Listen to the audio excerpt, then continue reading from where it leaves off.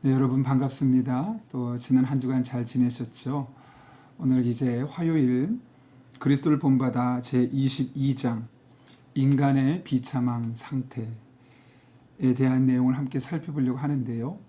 제목에서 주는 것처럼 무섭거나 그런 것은 아니고 우리의 현실을 자각하고 그런 우리의 인간적인 면 안에서 우리가 어떤 삶을 살아야 할지를 제시하는 길이라고 볼 수 있습니다. 우리 함께 살펴보도록 하겠습니다. 네, 첫 번째, 두 번째를 함께 같이 보려고 하는데요. 이렇게 되어 있죠. 하나님께로 돌아가지 않는다면 당신은 어디에 있든지 또는 어디로 가든지 비참할 수밖에 없습니다. 그런데 수많은 어리석고 연약한 사람들은 이렇게 말합니다. 저 사람이 얼마나 행복하고 복된 삶을 사는지를 보십시오. 그 사람은 큰 부자인데다가 권력과 명성도 있어서 사람들로부터 존경받고 살아가지 않습니까? 실제로 많은 사람들이 이렇게 말하죠. 하지만 눈을 들어서 천국의 부요함을 바라보십시오. 그러면 이 세상에 속한 모든 것들은 아무것도 아니라는 것을 알게 될 것입니다. 세상이 주는 부귀영화는 뜬 구름 같아서 언제 사라질지 모릅니다. 그것은 부담스럽고 힘겨운 것으로서 그것을 가지고 있는 사람을 늘 불안하고 두렵게 만듭니다. 사람의 행복은 많은 재물을 소유함에 있지 않기 때문에 적은 재물로도 충분합니다. 이어서 3번을 보면 이 세상에서 생존하기 위하여 육신이 꼭 필요로 하는 일들은 우리의 속사람에게는 몹시 부담스럽고 괴로운 무거운 짐입니다. 여러분, 우리 삶으로 이미 많이 경험해 보았죠. 우리가 이 세상에서 추구하는 기준에 충족되기 위해서 아침부터 저녁까지 수고하는 모든 일들, 물론 그를 통해서 얻는 순간적인 기쁨을 우리가 다 누릴 수 있지만 시간이 지나고 나서 보면 내가 굳이 이것 때문에 이렇게까지 노력했나 싶을 정도로 때로는 허무하게 우리의 삶을 자극하고 있는 것을 보게 됩니다. 그런 의미에서 네 번째가 참 우리의 마음을 두드리고 있는데요. 세상에 푹 빠져서 오직 육신적인 것들만을 좋아하고 그 밖의 다른 것들에 대해서는 관심이나 흥미가 전혀 없는 사람들은 그 심령이 미혹되고 홀려서 제정신이 아닌 사람들입니다. 그들은 지금도 비참한 사람들이지만 결국에는 자신들이 그토록 사랑했던 것들이 얼마나 하찮고 쓸데없는 것들이었는지를 깨닫고서 가슴을 치게 될 것입니다. 네. 그러므로 5번 신령한 사람으로 진부해 나갈 수 있다는 확신과 담대함을 버리지 마십시오. 아직 시간도 있고 기회도 주어져 있는데 왜 결단하고 나아가지 않고 머뭇거리고 있는 것입니까? 많은 분들이 이미 늦었어. 그냥 이 정도면 괜찮아 하면서 현실의 삶과 타협하고 만족하는 것처럼 살아가는 면이 적지 않습니다. 그러나 여러분, 아직 시간이 많이 남아 있습니다. 단 하루만이라도 우리가 하나님께서 원하시는 거룩한 삶의 모습을 향해 나아갈 수 있다면 그것만으로 충분합니다.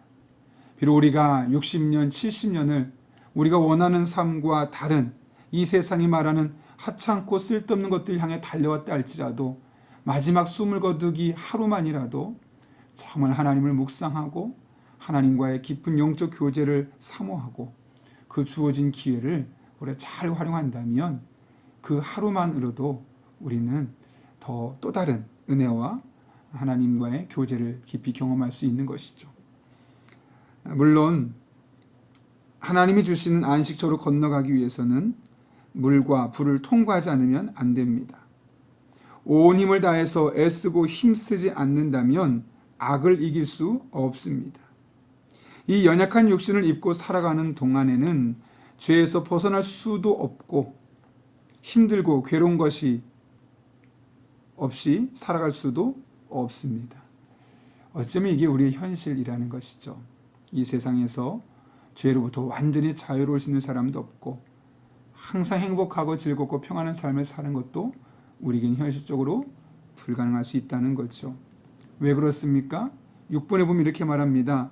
사람은 너무나 연약해서 늘 악에 이끌립니다. 오늘은 자신의 죄를 고백하고 회개하지만 내일이 되면 자기가 어제 고백하고 회개하였던 그 죄를 또 다시 짓습니다. 마치 쇠가 자석을 향해 끌려가듯이 우리 인간의 연약함은 늘 죄라는 자석을 향해 또 끌려가고 또 끌려가고 그럴 수밖에 없는 것이죠. 그러므로 스스로 낮아져 겸손하여야 하고 조금이라도 자만해서는 안 됩니다. 우리는 지극히 연약하고 변덕스러운 존재이기 때문입니다. 이 사실을 우리가 망각해서는 안 됩니다. 우리 연약합니다. 우리 변덕스럽습니다. 이 사실을 잊으면 마치 우리가 무엇이라도 된 것 마냥 살아갈 수밖에 없지만 이 사실을 인정하게 되면 우리는 현실의 삶에서 우리 모습을 적나라하게 볼 수 있게 되는 것이고 그 안에 새로운 소망을 발견할 수 있는 것이죠. 이 마지막 부분 97쪽에 맨 위에 있는 한 단어가 참 저의 마음을 두들기고 있는데요.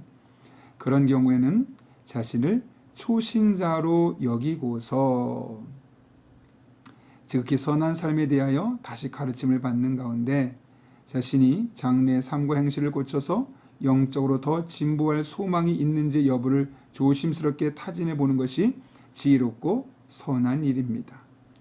저는 여기 초신자 이 말이 참 마음에 와닿습니다. 물론 우리가 살면서 오랫동안 신앙생활을 했던 그 신앙의 경륜들을 무시할 수 없습니다. 아니 어쩌면 이런 것들이 우리 삶에 많은 유익을 주지요.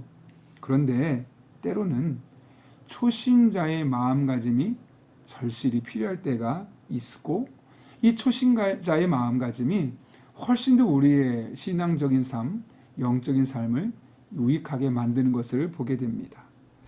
그런 의미에서 우리가 다시 한번 이 시점에서 내가 만약 오늘 처음 예수님을 만나고 처음 신앙생활을 한다는 그 마음으로 우리에게 남은 시간을 그렇게 매일매일 늘 초신자의 마음으로 살아간다면 우리의 신앙생활은 과연 어떨까 생각해 봤으면 좋겠습니다.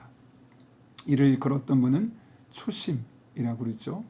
그리고 실제로 책상 앞에 늘 초심이라는 단어를 붙여놓고 하루하루 그 단어를 되뇌이며 초심으로 돌아가고자 애쓴다는 이야기를 들었던 기억이 있습니다. 저도 여러분도 오늘 이 말씀을 기억하면서 우리를 스스로를 인간의 비참한 상태를 인정하는 가운데 초신자로 여기고서 매일매일 초신자처럼 하나님을 사랑하고 하나님을 향하는 갈망으로 나아가는 저와 여러분 될 수 있기를 예수님의 이름으로 축복합니다. 함께 기도하겠습니다. 거룩하신 아버지 하나님, 우리의 신앙의 경륜이 우리의 삶을 많은 경우 유익하게 만들어주지만 우리 인간의 비참한 상태는 자꾸만 마치 쇠가 좌석에 이끌리듯 우리를 또 죄짓게 만드는 상황으로 내달리게 하는 것을 보게 됩니다.